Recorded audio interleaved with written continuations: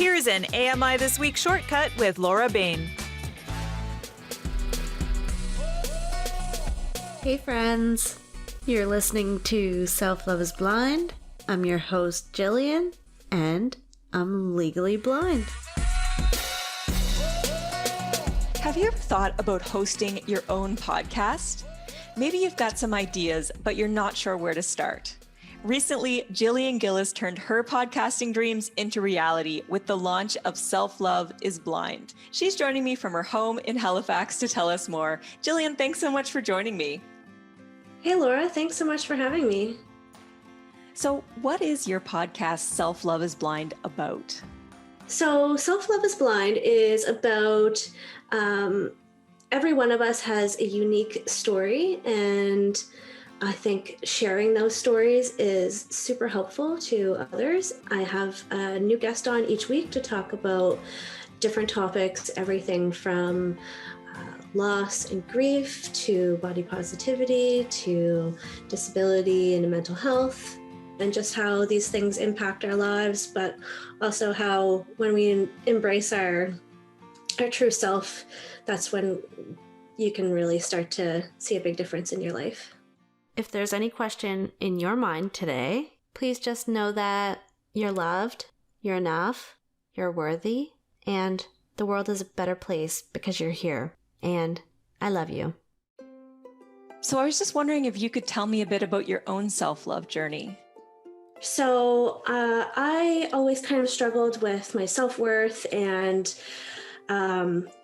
body positivity. I was always super hard on myself when I gained weight. I started therapy and I really started to understand what I wanted to do for myself in life. And then the pandemic happened and I kind of was lost again, but then I found podcasting, and I never knew that I had something that I would want to do, and I just had no idea that it was out there.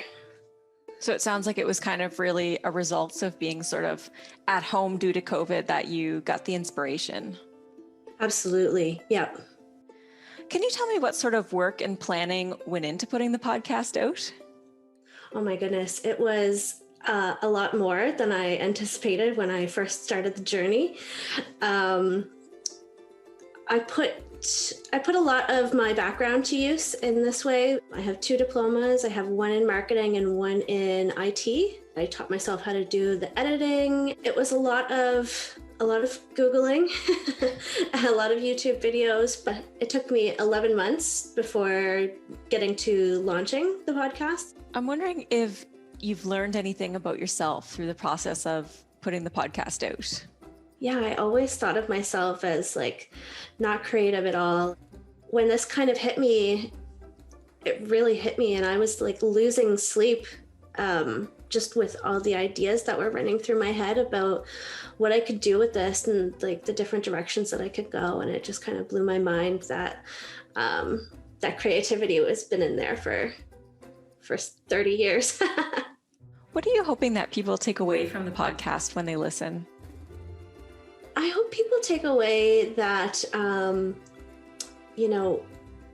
you're the one constant that you always have in your life. And it's really important to take care of yourself. And I want people to see that they're not alone in the adversities that they face. Well, thanks for listening, and I'll see you next time.